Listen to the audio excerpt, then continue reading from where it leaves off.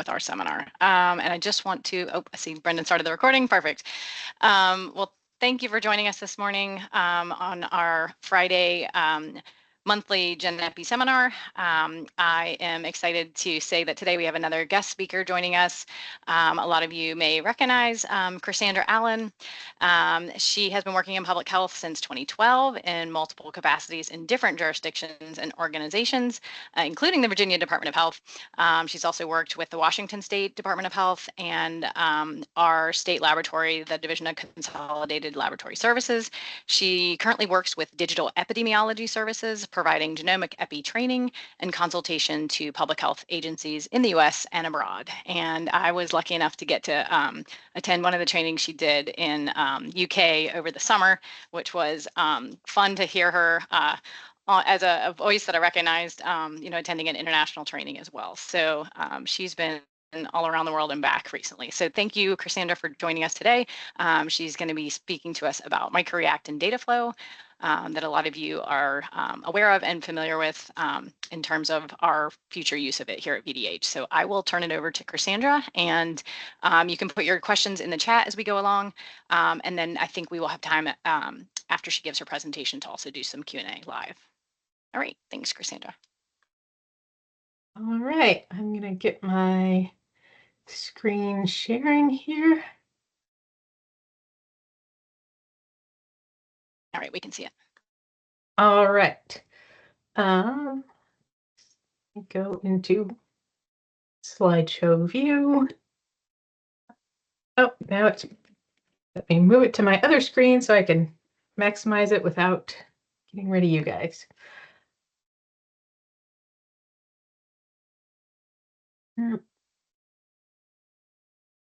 All right, come on.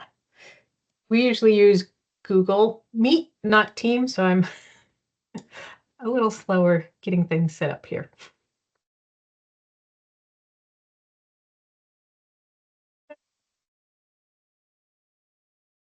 All right, we might just do this and you guys can see the outline of what's coming next. It's not too distracting. It's fine.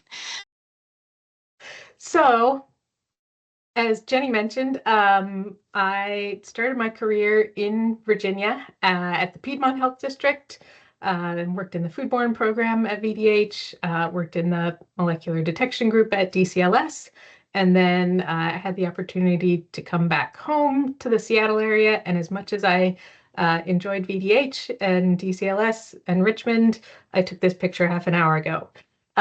So I'm sorry, Seattle wins. So happy to be talking with you all today, though. So I'm going to walk through an outbreak and use that as an example of how I think as a genomic epidemiologist and how you can use different tools and data pieces. So this is the outbreak that I'm going to use as my example as we go through today, is the outbreak of Pseudomonas aeruginosa in artificial tears, which happened, the main outbreak was 2022 through 2023, but we'll also look and see if the outbreak has truly ended. So the outbreak case definition, as pulled from the CDC's publication about this outbreak, is that it was a US patient's first isolation of Pseudomonas aeruginosa with the following characteristics. Sequence type 1203, we'll talk about sequence type in a minute, and then two very specific antimicrobial resistance genes, and these confer resistance to carbapenemase type antibiotics. So these two particular genes are the VIM80 and the GES9. And then for the time frame in the case definition, it was any specimen source, so it didn't have to be ocular, collected and reported to the CDC on those dates, 2022 into 2023. So at the time of publication, there were 81 case patients from 18 states. 27 of those were identified through surveillance cultures. Unfortunately, 4 of the 54 case patients with clinically collection cultures died within 30 days of culture collection, and at least 4 with eye infections underwent enucleation, which is as bad as it sounds. That means eyeball removal. So Pseudomonas is a gram-negative opportunistic pathogen, and it's a common cause of healthcare-associated infections. And one of the reasons it's really concerning is because it can naturally be resistant to many antibiotics because of its outer membrane and then its natural ability to pump antibiotics back out of the cell. So Pseudomonas can naturally be resistant to some carbapenems even without having genes for a specific carbapenemase enzyme. In addition to that, it can also acquire resistance genes to produce those specific carbapenemase enzymes, which will break down the carbapenemase antibiotics. So this subset that actually is both maybe intrinsically resistant and then also has these extra genes are called carbapenemase producing CRPA, so CP-CRPA. And Pseudomonas can frequently live and be found in water, soil, hospital environments. And the risk factors for infection include prolonged hospitalization, ICU stays, prior antibiotic use, and then invasive or indwelling medical devices.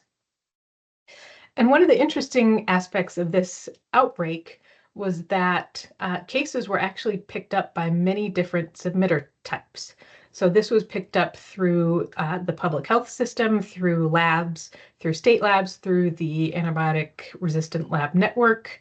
And then it was also picked up by a veterinary teaching hospital who identified 2 samples that matched the outbreak strain from canine sources. And then a group at the University of Pittsburgh that was doing proactive sequencing within their hospital system actually picked up 2 cases as well. So this outbreak is a really good example of how sequencing and data sharing can really connect these dots that never would have been connected in any other fashion. So the first thing that we're going to do is going to walk through the case definition and see how you can look at each component of those and find out whether a particular patient's isolate meets this case definition criteria. So the first piece of the case definition is sequence type 1203. Great. What does that actually mean? So in this instance, it's referring to multi-locus sequence typing, or MLST. And this is a method of molecular subtyping. So in this particular one, it's referring to kind of the original MLST, which generally involves only 7 genes across the entire organism. So this was actually developed before whole genome sequencing was a thing. So, or was at least a common thing. So this is something that you could actually do before you were sequencing the entire genome. You just sequence these 7 genes, and that gives you enough information to bucket the organisms into sequence types.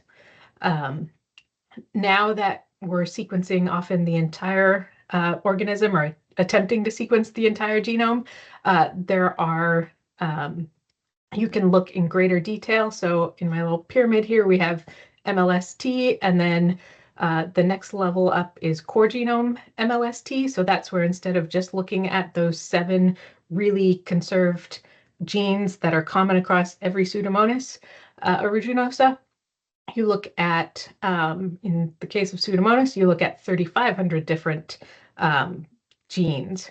And then you can go a step further and look at 15 to 20,000 for whole genome MLST. So each of these has benefits and drawbacks, and the further up the pyramid you go, the greater resolution you get. So at the bottom, our outbreak case definition here is just based on MLST, that standard 7 genes. And it's important to kind of think about how much information that gives you. So just because you have 2 isolates that are both the same MLST, it doesn't mean that they're likely to be related by transmission. it means that they could be. So I think about it a little bit the same as serotype. So if you think about if you have 2 salmonellas in your county and you find out they're both Salmonella enteritidis, that gives you one more piece of information that says, oh, they could be related. They both have this, they're both in this same general category, but we know that there's lots of enteritidis. They could also not be related. So in this instance, sequence type 1203 is the one we're looking for. So it does match. And here's an example of what ST1203 looks like. So these are the 7 genes that we're looking at. And then these numbers down here are just the specific allele numbers. So these don't really matter. These could be A, B, C, D. These are just how the genes are named. But every sequence type 1203 is going to have these this pattern of numbers. So the sequence type is really helpful at this broader level for ruling out. If it wasn't a 1203, you could say it's out, but it's a pretty general rule in, depending on the organism. And there are a couple different ways that you can identify the sequence type of an isolate. There's lots of different tools that bioinformaticians use on the command line. And maybe at the end, we'll put DCLS on the spot and they can tell us what tools they use to identify the sequence type of isolates. There's also web-based tools that you can use where it's just you drag and drop your genome on and it'll analyze it for you and then tell you, probably can't read this very well, but that one is a sequence type 1203. So we found that our isolate does meet the sequence type 1203. And then the next piece of the case definition is the 2 carbapenemase genes. And we're going to look at the output of what would a bioinformatics pipeline example output look like. So this is an example that I pulled from the NCBI, which is the public sequence repository. And this is the output of what their AMR gene pipeline outputs here. So we have this is our sample ID. We're looking at 2 samples here. And then these are all of the different AMR genes that their pipeline detected. And you'll notice that there's a lot of different things listed here. There's information, sometimes they say complete, sometimes they say partial, but it's really hard to read. So at a glance, it's really hard to say, yes, these meet the case definition or not, because you have to kind of manually scan through or search and find. So it's really hard to tell from kind of this raw bioinformatics output whether we meet the case definition. So this is the exact same data set, but what I've done is I've extracted different data pieces and created a bunch of new columns. And so when we look at it this way, this column here contains the detailed information for every gene that starts with VIM. This one contains the detailed information for every gene that has GES. And then this is just a shortened version, so we took off the complete information. And then these columns here are just collapsed all the way down to detected or not detected. So this is the exact same information as we have in our raw data output, just transformed in a way that will actually be able to visualize or analyze and work with it a little easier. So I wanted to walk through that step because it illustrates a really critical point in genomic epi, and that's that data processing pipelines are really critical. So this is something that bioinformaticians do really well. They never do one-offs. They always build their data flows to work in pipelines so that there's a reproducible tool that can be reused, it can be modified, it provides traceability. So you can always see exactly the steps that your data went through. So on the genomic epi side, what I'm often doing is they've done all the hard work to turn that raw sequencing data into these logical categories and processed data that they've pulled out of the genomic data through their analysis pipelines. And then what I'm often doing is kind of going forward and doing the next step of, great, we identified all these things. What do we need to do to the data to be able to combine it with our epi data, to visualize it, to analyze, do any statistical analyses that you want. Maybe that's where you would need the detected, not detected gene by gene rather than a detail column. So this is a really, really key step to being able to use the data effectively. So we're going to take a field trip right now over to a tool called Dataflow. And this is a tool that the team that I work with, the Center for Genomic Pathogen Surveillance at Oxford University, developed this tool. And it's really a tool that lets you visually create these data pipelines and do different transformations. So I'm not going to go through every step that I'm doing here, but just to give you an idea of what it's doing, we're importing our data from a CSV file, the dates. So you can see here, it's showed me that we're importing this data. One thing that's common in sequencing data, if you're working with it, the collection dates, often people will only put year, or only put year month, or sometimes they'll have year month day. So this can be a little difficult to work with. So what I'm doing here is I'm splitting this collection date column into 3 separate columns. So now I'll have collection year, collection month, collection day. And that'll be helpful down the line if I want to analyze things by year or year month or things like that. So you can format your date and time columns. This is a big piece if you're working with a lot of sequencing data from public repositories. You might want to geocode the countries where it's coming from so you can look at them on a map. So these are just a few of the examples of what you can do. And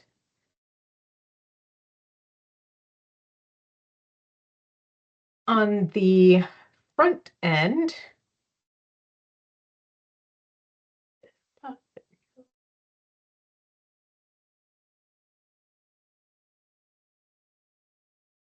so for the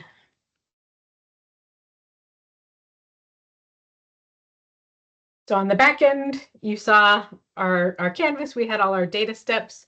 On the front end, all that you or a user would have to do is upload your file, click run, and it will take your data, go through all those processing steps, and then you can download your clean data set on the other side. So the advantage of doing a pipeline in this way is that, say you're working on this outbreak and it's spanning over months and months, as you get updated data files, you can just attach them here, run them again, and you get your new cleaned data set. Or maybe you have another outbreak down the line that's similar, or the data sources are similar. You can just make a copy of your pipeline, tweak it a little bit, and then you don't have to start from scratch. So this is just one tool. Of course, you could do the same type of thing using coding languages like R or Python or whatever you're using. This is just a tool that gives you a visual way to do your data pipeline building and makes it really easy for, you could share this run page with anybody else in your agency and say, here's the data cleaning pipeline, use this one. And you can control other people's access levels. So you can make it so that they can only run files, but they can't change anything in the data pipeline, or you can allow them to be able to edit your pipeline as well. So that is the quick data flow demonstration. And then we're back to going through our case definition step by step. So we've figured out that we can identify a sequence type. We know what a sequence type is. That helps us rule things in or out at a broad level. We know how to figure out our genes. And then the last one is any specimen source. So it doesn't matter. It doesn't have to be ocular. Collected and reported to CDC January 1st, 2022 through May of 2023. So next I'm going to hop over to our, there we go. Next I'm going to hop over to our dashboard. So this is our tool called MicroReact, and this allows you to make interactive presentations of your data. It can work for genomic data, it can work for epi data, it can work for really any type of data. And it just lets you play with things in a visual way. So you can have different panels here, and this is our timeline panel, and you can choose to maximize or minimize things so it's easier to work with. And trying to remember our dates, I think it was here. Well, there.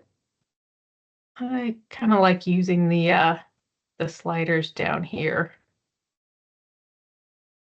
So when it's visual here, we can, so yeah, our dates were, I think January 1st, 2022 through mid-May 2023. So this allows us to zoom in on specific timelines. And you can see that when we zoomed in our timeline here, I'm going to shrink it back down. And that is actually filtering your entire dashboard. So you can see that now there were originally 249 isolates on the whole timeline and in this entire data set.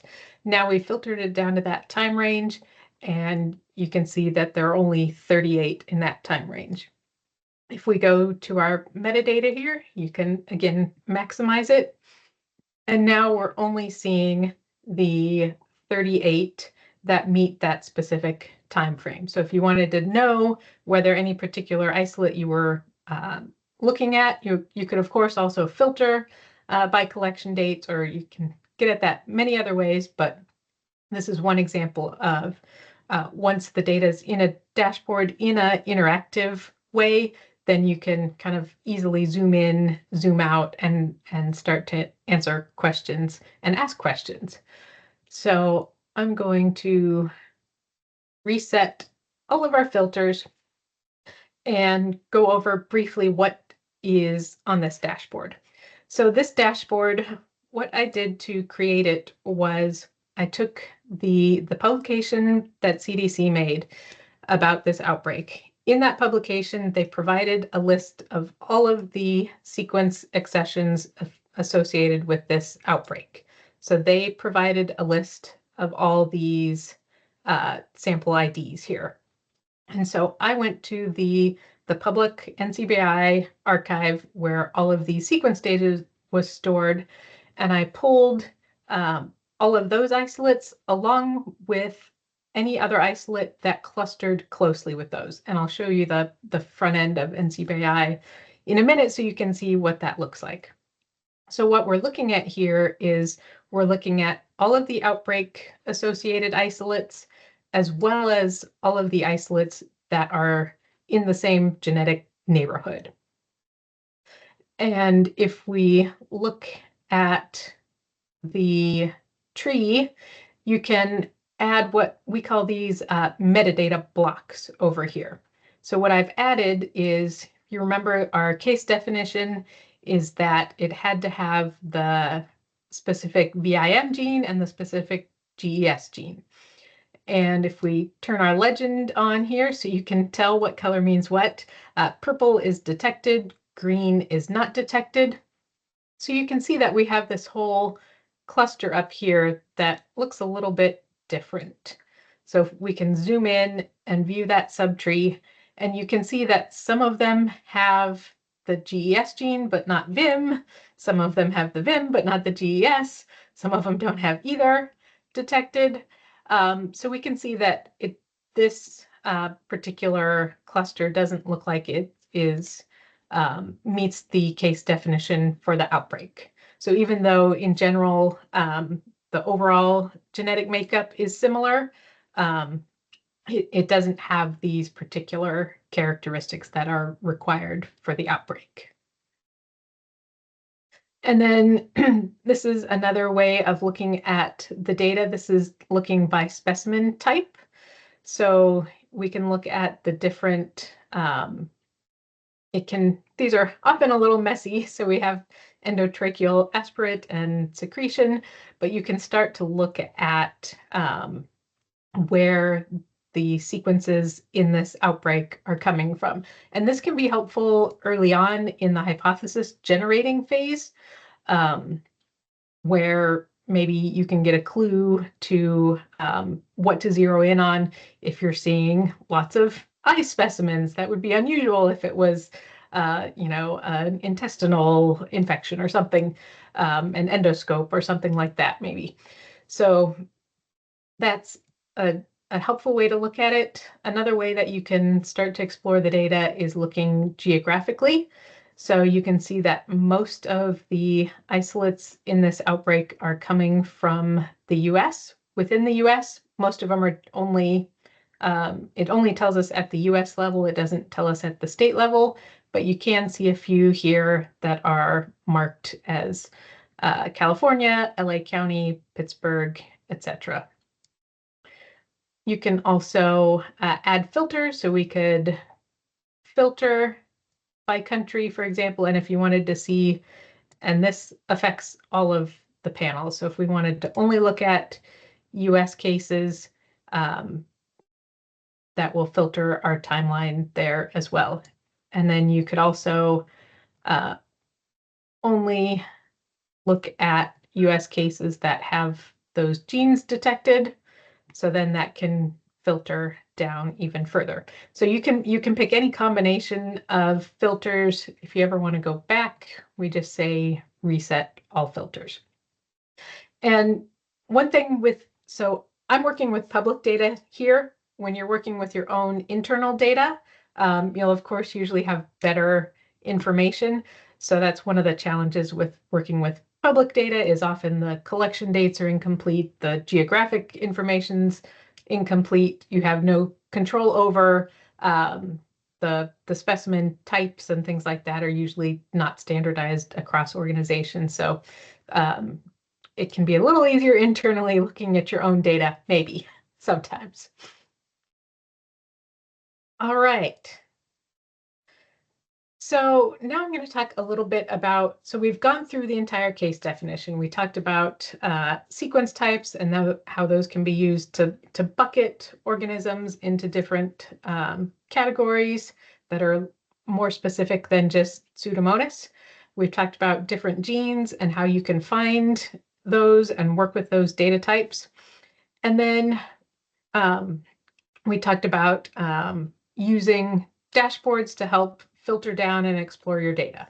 So now we're going to talk about how sequencing data can help with case finding. So as I mentioned at the beginning, this outbreak was picked up by many different submitter types, by academic, clinical, veterinary, public health.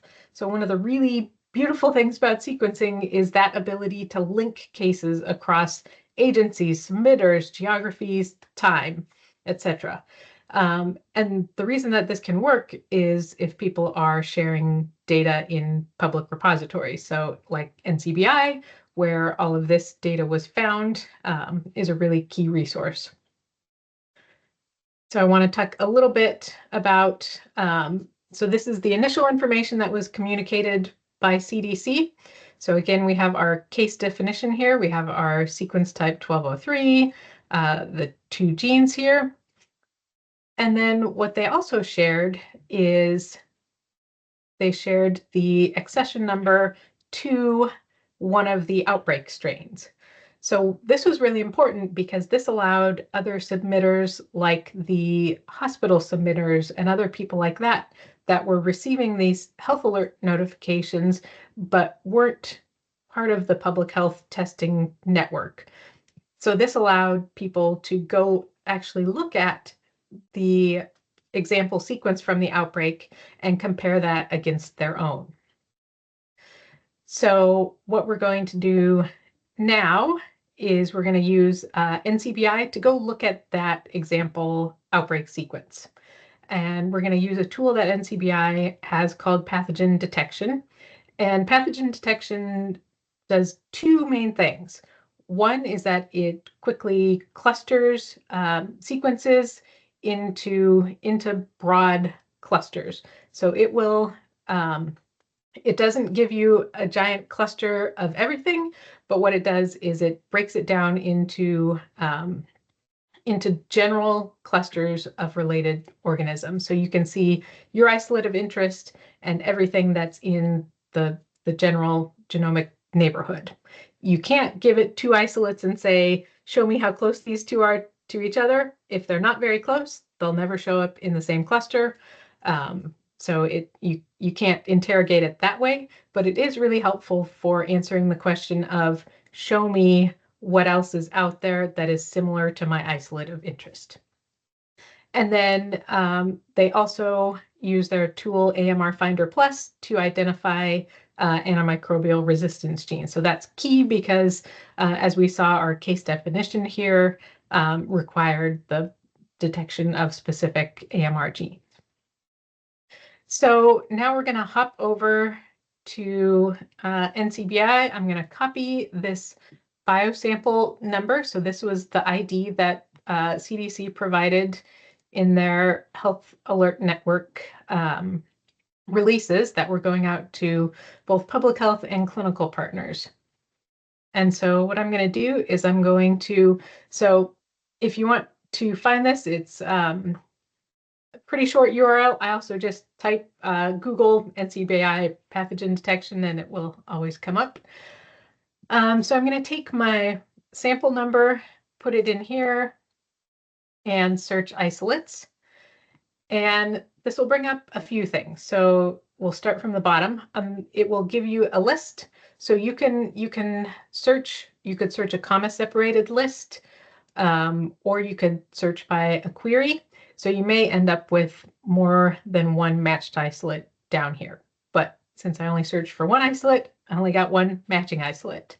So here's the information about our particular isolate that we were looking up. And then here it will list, so this is the SNP cluster, or single nucleotide polymorphism. That's what NCBI calls their clusters. And so up here you'll find the SNP cluster, and we'll go see that in a minute. And then up here it will actually give you a list of whether there were any exceptions, any quality control exceptions, and then these ones both have to do with kind of some of the metadata associated with it. So this doesn't mean that it doesn't show up in the pathogen portal. It means that there's some other downstream things that don't happen with this genome, but means that it still will show up in our cluster as we're expecting. So if you want to go look in detail at the cluster, you click on the hyperlink there, and it will bring up this view where in the bottom you have, I'm using my mouse to scroll in and out. It's a pretty large cluster tree down there. Your isolate of interest is in red. This looks a bit like an outbreak. And we won't go into detail today on how to read the trees, but I'm sure the bioinformatics team has done that before and can do it again. But what we're really looking at here is, all right, great, we have our isolate. This is what CDC is telling us the outbreak looks like. And then up here, this gives you a list of, so it says that there are 252 isolates in this outbreak. So from here, you can export this tree. If you export it in this Newick file, that will let you put it into tools like MicroReact. And then from here, you can download all of this metadata information. So if you wanted to be able to search through the metadata for a specific isolate that you cared about, you can download it here. You can also choose what columns. So they have a set number of default columns, but if you want to add other columns, you can drag these over here, or you can just drag everything over if you want to look at it there and filter them out later. So when we were looking at the MicroReact before, this whole MicroReact was driven by data that I downloaded from this web portal here. And one thing you'll notice is that it says that there are 252 isolates here. If we go to my MicroReact, I made this a couple weeks ago, and there are 249. So one of the really nice things about using this pathogen detection is that you can actually set up, I'm not sure if I'm logged in, but I'm not gonna log in at the moment. But if you create an NCBI account, you can click watch and you'll actually get an email. I actually got an email this morning that said, there are new isolates in your cluster. So if you have your kind of type strain highlighted here, you can watch it, and then you'll get an email every time there's a similar one uploaded. So that can be a really helpful way to watch over time to see if your outbreak is growing.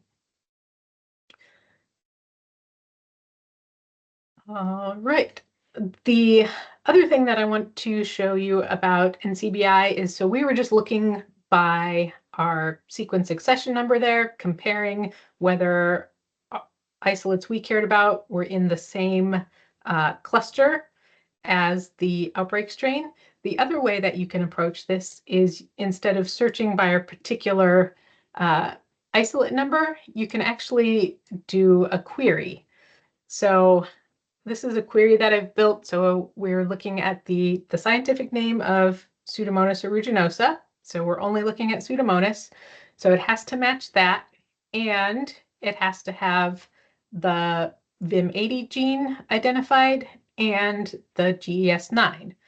So I'm going to put that query in, and you can see two things here. We'll again start at the bottom. So this shows us that there are 219 isolates in NCBI that meet these three criteria. If you remember from our cluster before, there were 252 that were in that broader cluster. If we go back to our MicroReact here, remember when we looked at this particular subcluster here, a lot of them didn't have both genes present. So this is making sense that when we look in NCBI, I could get to the right tab, only 219 of them actually have both of those genes present, even though there's 252 in that larger cluster. The other thing we can see from doing this is that there's only one matched cluster. So that means that all of the Pseudomonas with these two genes fall into the same cluster. So if we wanted to go broader and take that off and just look for Pseudomonas with the VIM80 gene, now we can see that there's a total of 236, and they actually fall into two different clusters. So this cluster here, we recognize as our outbreak cluster, and then this one, we'll just look at briefly, tells us that hey, there was a little cluster of 3 isolates that have the, I think we were on BIM80 here, that were not genetically overall similar to our outbreak cluster. So these were 3 isolates from Chile. All right, I'm gonna go back here for a minute, and now it's telling me that we're gonna hop back to microreact again to a different one. So we've looked at just our outbreak cluster, which is about 250 isolates in general. Some of them meet the case definition, some of them don't because they don't have those acquired resistance genes. But let's look at this data in context of everything that's out there. So what I've done for this microreact is I've actually pulled in information from all 41,000 Pseudomonas that are available in the NCBI pathogen detection. And what this allows us to do is start to look at, how weird is this outbreak? How unusual is it to see these particular genes or these gene categories? So we'll look at this panel here first. So we have collection year on the x-axis here. And then on the y of our matrix, we have different carbapenemase gene categories. So how these are organized is that this is counted as yes if there were any genes in that particular isolate of any GES. So this could be GES 9 like our outbreak or a different number. It's just looking at whether there were any IMP genes or any KPC genes present in that isolate. And then we've just rolled these up by year. So you can see that the way you would interpret this is that in 2006, among all Pseudomonas isolates in NCBI, 4% of them contained any gene in the VIM category. So now you can start to look at it over time, and you can see that particularly, the outbreak started in 2022. You can see that it jumped from 8% in 2021 to 16% in 2022, and then has actually continued to go up, and in 2024 was at 29%. So if we look at the other category from our outbreak was the GES, and you can see that was very low levels generally over time, and then it peaked at 8% of isolates in NCBI in 2023, and then actually started to go back down. So you can see that it's interesting to see that the trends are diverging between what we saw with the GES after the outbreak and the VIM. So if we wanted to look at those in more detail, we could look at, this is a plot showing just the GES genes over time. And you can see that most of it is none detected, so that is not super helpful. So I'm going to use my filter here to get rid of all the, no, other way. Get rid of all the not detected. So now we can actually see what's going on a little bit more. So you can see in dark green here is our GES9 that we had 81 in 2022, 109, and then, 109, and then, sorry, I'm looking at the wrong numbers. That's because there we go.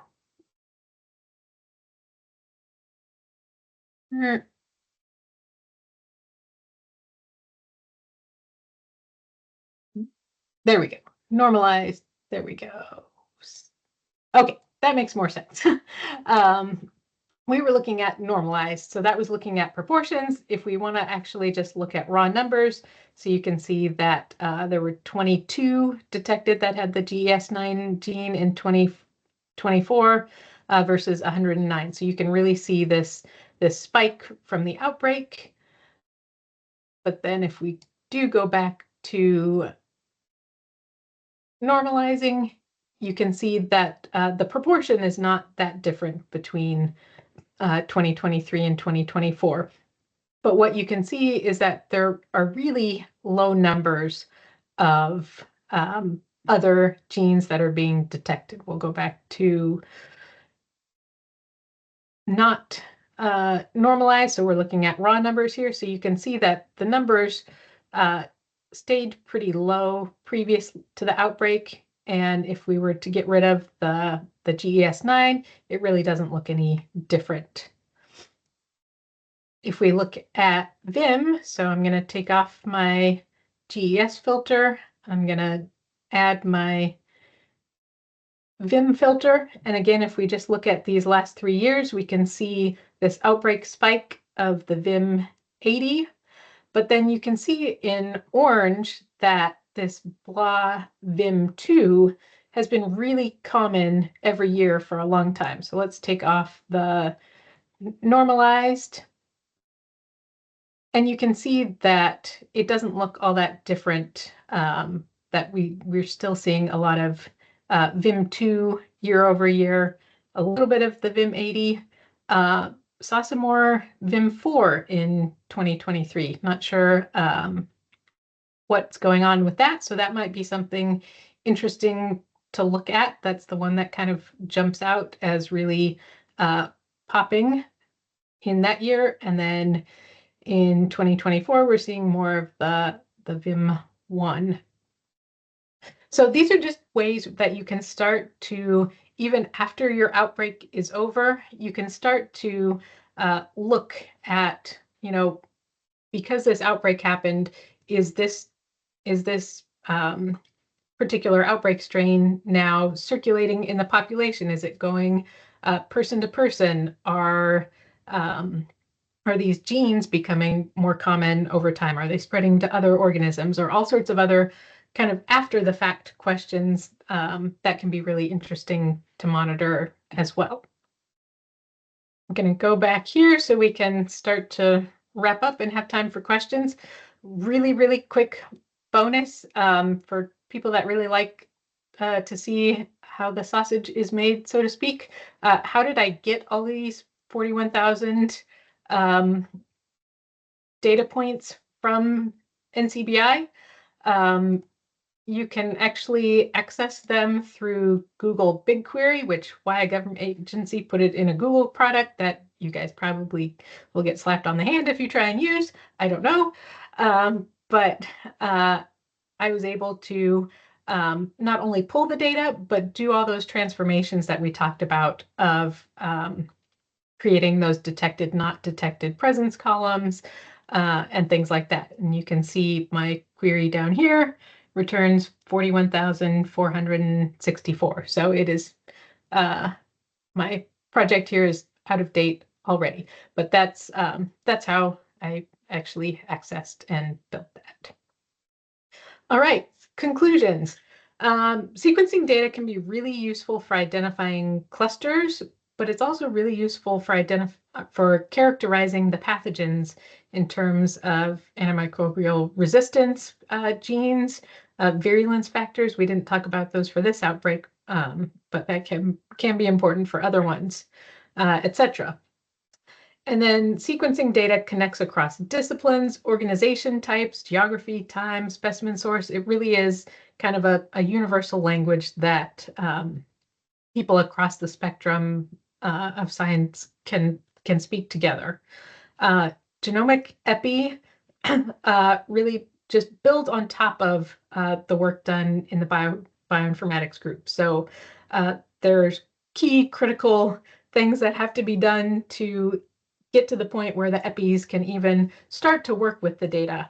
And so you guys are really fortunate to have such a strong team at DCLS that can do all of that bioinformatics work, and then also to have the genomic EPIs both at DCLS and VDH that can help with that second step of imagining what do we need to do to take this genomic data and put it in a format or create new columns that help the EPIs answer the questions that they need to answer.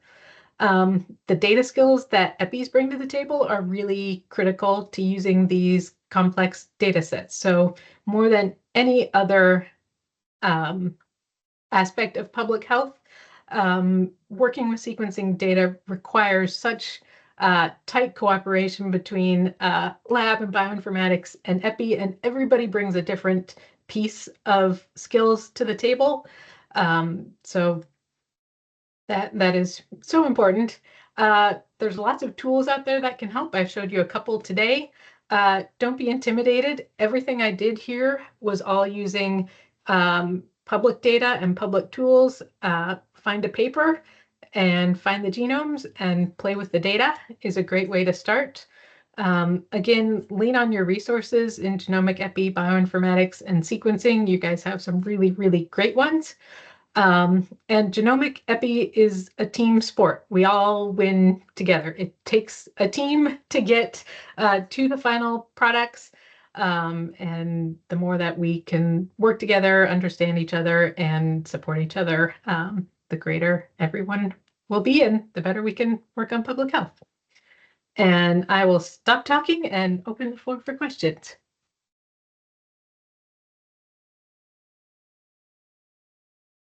All right. Can you hear me? I had to switch headphones during that. Okay, perfect. Thank you so much, Krisandra. That was a really good overview of both of your softwares, and using the use case example with the outbreak was really helpful for application. So this is your time, your chance to pick Krisandra's brain and to really ask any questions you want. So I didn't see anything specific come through in the chat that were questions. I'll just start with, I was glad you noted that you used BigQuery, because I was wondering about that 41,000 volume in terms of the contextual data, like how MicroReact handled that. So that was helpful to see they used BigQuery to kind of focus and transform some of those variables. But I will allow people to come off mute. You can put things in the chat. I'll read them out of the chat if that helps, but this is your time. I do like Alex's comment that they use NCBI as a first pass at DCLS, and then they can confirm with a validated pipeline. So it is a great exploratory tool. And then it's great to, if you find something interesting, then DCLS can do a very targeted and validated look at things.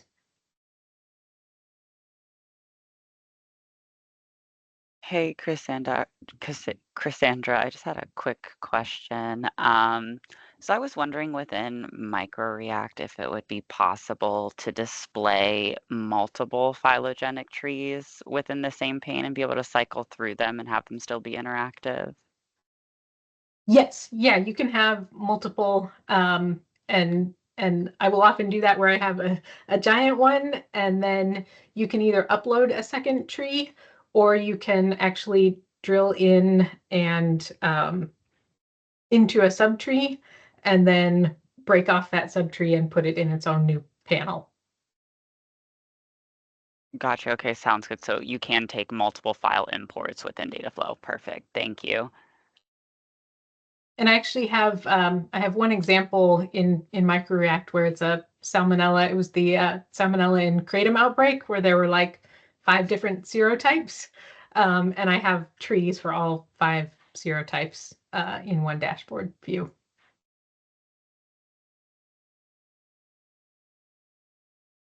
I see a question from Nicholas Chen about modifying data flow. Is there an integrated versioning system similar to how we might use Git?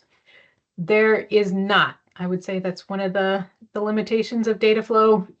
You can download a snapshot of the data flow, so you could version your data flow files, but it's not integrated within the tool. You would modify it, download it, and then commit that .data flow file.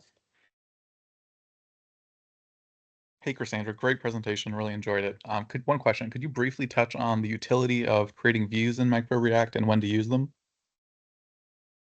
Yeah, a lot of times, so I didn't talk through views, but you can create different views in MicroReact where you just click on the sidebar and it'll take you to a particular presentation of the dashboard.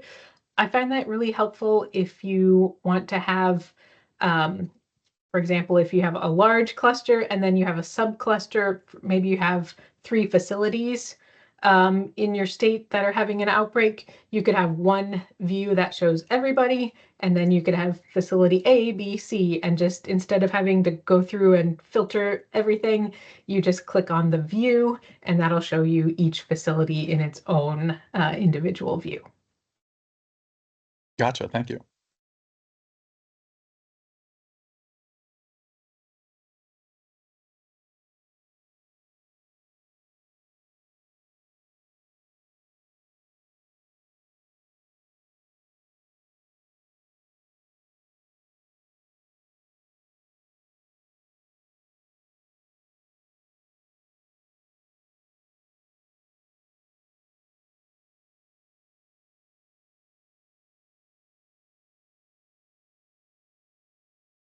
All right, I don't see any other in chat.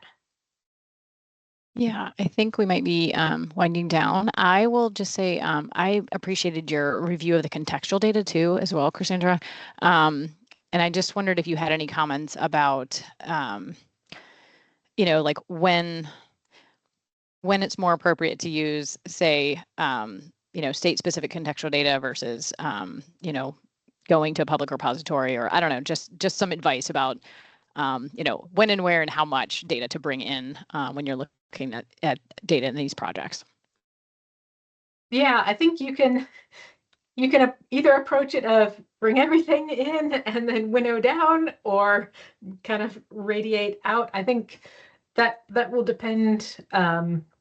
Like now that I have this BigQuery set up, it's easy to bring in everything and then zoom in. If you're just starting, it's easier to start with your own state, and then if you want to answer the question of what's going on in my region. But I think it is important to kind of keep that zoomed out lens, because as everybody knows, pathogens don't respect any borders.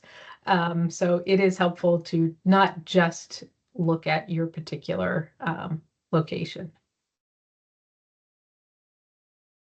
And then I'll just ask you one more thing, because I really appreciate your perspective of talking about the applied GenEpi questions. And I know we've had a lot of presentations on our seminars previously about specific, like when we do Journal Club, excuse me, we talk about how they applied the genomic results to the specific scenario that was going on.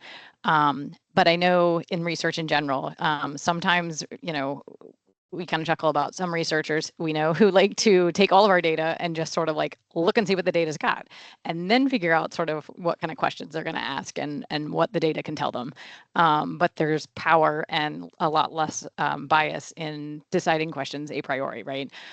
So I just was wondering, if you had any comments about that in terms of, using genomic epi data using genomic data integrated with all of the epidemiologic information that we're collecting, and about how we go about that hypothesis generation and asking the questions of that integrated data.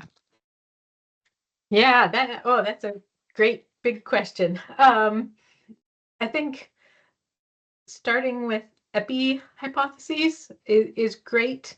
So you can start with, in my observation, we've seen this in the epi data. Does the genomic data support this? And do we see any surprising conclusions when we look at it together? So I think, yeah, starting with hypotheses from both sides, and then kind of meet in the middle and see where they take you.